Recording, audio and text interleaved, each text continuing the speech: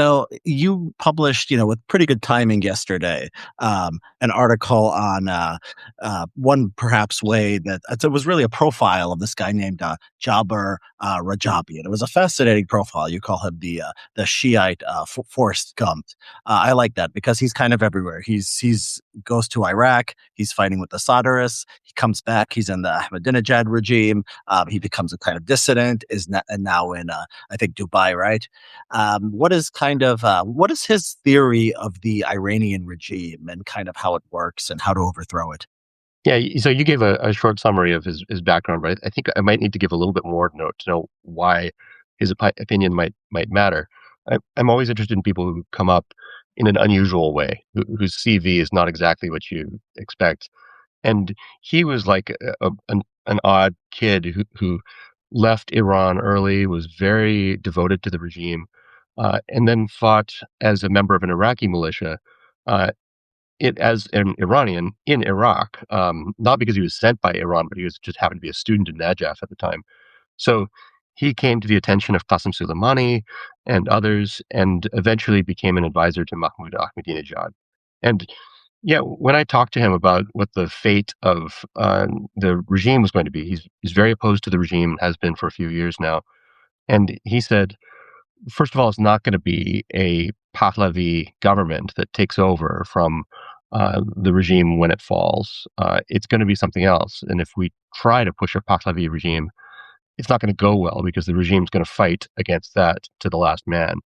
So what he proposes is that it's just a very corrupt regime with a lot of people who are unsatisfied within it.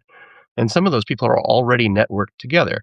So he said, look, all you need is to kill a small number of people. I lost at least one of those people is dead as of our recording right now.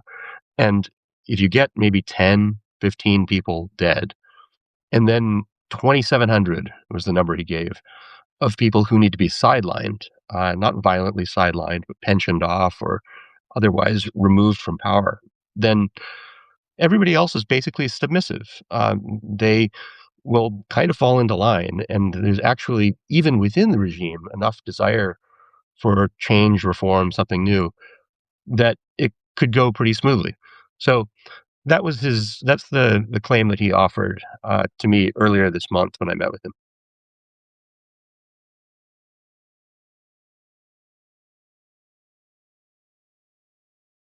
I cannot hear you, Richard. Oh, My sorry. Yeah. Okay. So yeah, he says he said there's, these people, and the way he presents it is like, it seems like there's these people and they have these networks and they're kind of nodes in the system and they're basically controlling the regime. I mean, so you're a reporter, you know a lot about what's going on in Iran, probably as much as almost anyone else in America. How plausible is kind of his account of the Iranian regime to you? it's very plausible that the regime is riddled with people who hate the regime, or who would be fine with the regime collapsing as long as they didn't lose their livelihoods and so forth. So that part certainly. Whether his own network is capable of doing what he claims it can do, exiles talk a big game all the time, and it's very possible that when he describes the ability of his group to identify those 2,700, to identify the 10 who need to go violently, that the talk doesn't fit the ability. But the general idea that this is a regime that has kind of signed its own death warrant by having enough people within it who hate it that they would be looking for an easy out like this. That is very plausible from my own experience reporting on Iran and also just traveling around Iran for a very long time right now. Iran has been morally corroded from the inside out. People know that it's not a regime worth fighting for.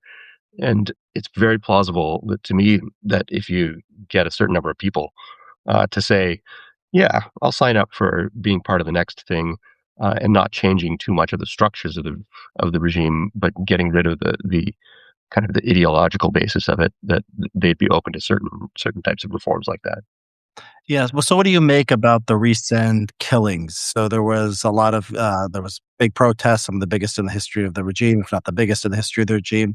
I've heard wildly different estimates about how many people they killed. I've heard from thousands to tens of thousands.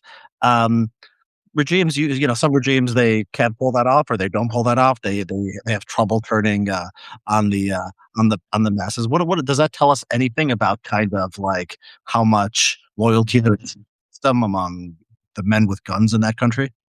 Yeah, I mean, getting people to kill 40,000 people or whatever the number is, it's a lot of people.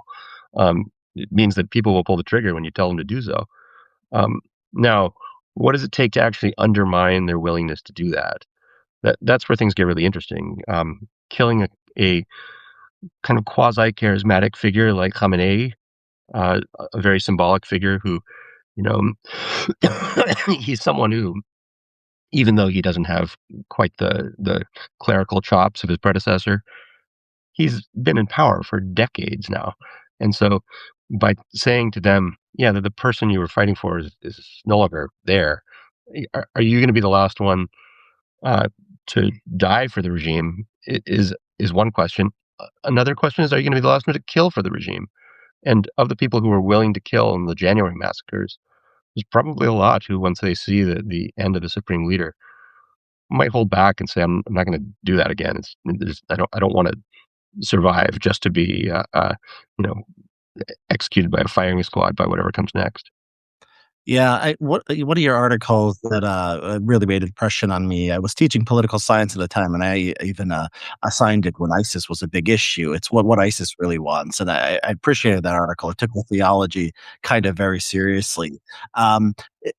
Does theology kind of matter here? Does it mean anything that the supreme leader, the leader of the faith, uh, killed an American airstrike? Like, are these like considerations of people at the top of the regime? And what is kind of the succession? Does he have a vice ayatollah or somebody?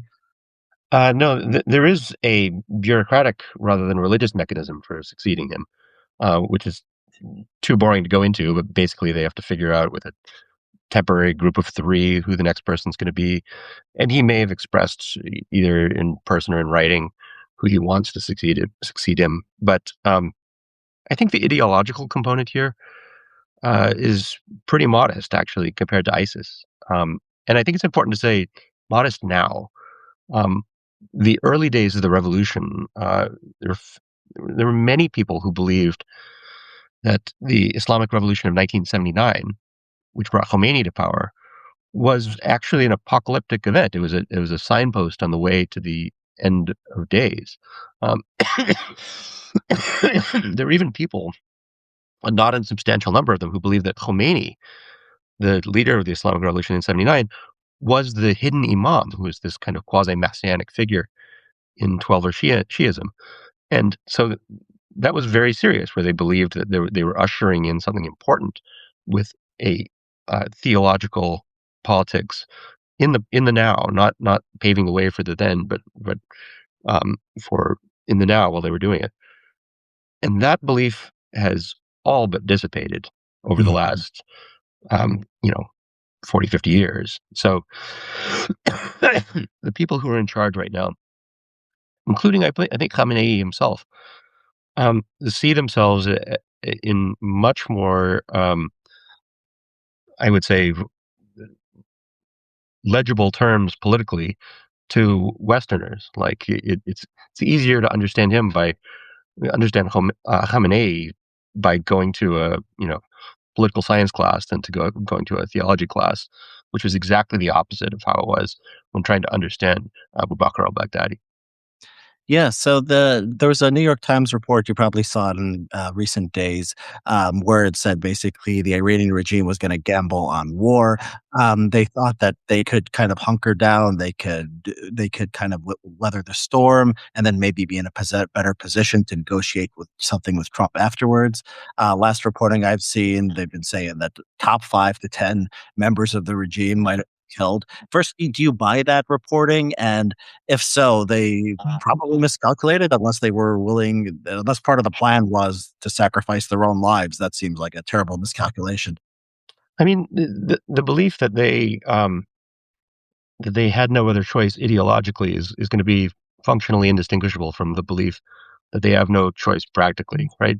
And I do think that um, they were just boxed in. And there's not many places that you can go from where they ended up a week ago.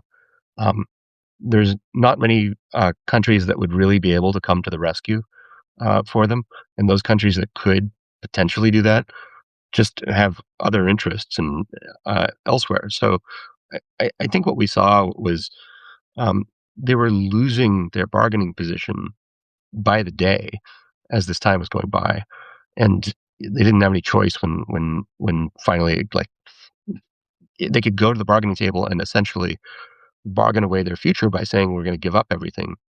But there's no advantage to their doing that if the alternative is to take a Hail Mary and die in a hail of Tomahawk missiles. Yeah, I mean, what what kind of has been preventing some kind of deal from being first of all, I mean, I'm not even sure exactly what the Trump administration wants. I mean, I think they don't want them to have nuclear weapons, obviously. Um, like, what exactly like, what could have I mean, could you say a week ago, okay, like, 2 months ago, 3 months ago, or when Trump the day Trump was inaugurated, kind of what could they have done to steer the relationship on a different path? I don't think they could do much at all. I mean, for one thing, they were uh, all the leading indicators of the fate of the regime were going downhill fast. So time was, in that sense, not on their side. And on top of that, some of the things that they were trying to argue for were non-starters, but were presented by them as non-negotiable. Mm. Um, the nuclear program among them. Not that they were saying we must be allowed to um, have nuclear weapons, but it became a point of national pride. And I heard this from the foreign minister himself. He said, "Look, this is at one point this was something we might be able to negotiate about, but you know now we've invested huge amounts in this. It's like this was a kind of sunk cost that he was describing in real uh, in direct terms, and we can't give it up. I mean, last time I was in Mashhad, I went to the shrine of Imam Reza, and there was a exhibit that was traveling around the country, and that was at the shrine, and um, it was about the fissile material and enrichment of the Islamic Republic. It was such a point of pride to them that they had traveling shows to brag about it. And so for them to say, yeah, forget all that, we're going to just give that up, is tantamount to saying the thing that we've been most proud about, the reason we're asking for all these sacrifices from everybody in Iran for, is something that we're willing to trade away. Um, we'd rather just take our chances with war. And that's what they did. But was it always like that? I mean, or was it the JCPOA and Trump, moving away from that, and then killing Soleimani, and then seeing how well Israel was able to handle Hezbollah and everything else that's been going on? Was it always like that, or was it kind of just because, the situation they ended up after everything else that's happened? I mean, I take them at their word that this was a growing preoccupation, and it became a point of pride after starting as a point of practicality and geostrategic concerns. Um, I can't get any more into their heads than I've already suggested I could, but it does seem like this is something that by the end they couldn't give up on it. Like it's sort of like you know you would think with something like hijab a few years ago was treated in the regime as something non-negotiable, but it's just this piece of cloth on people's heads. It's nothing. Um, so why not negotiate over that? And the answer is that if you make a big enough deal out of it and then you give it up, it strongly signals how weak you are. And they couldn't do that. And they actually, when they tried finally, very quietly, just they didn't have any choice in the matter. Just started letting people not wear the hijab as much in the last 12 months or so. I don't think that was unrelated to the willingness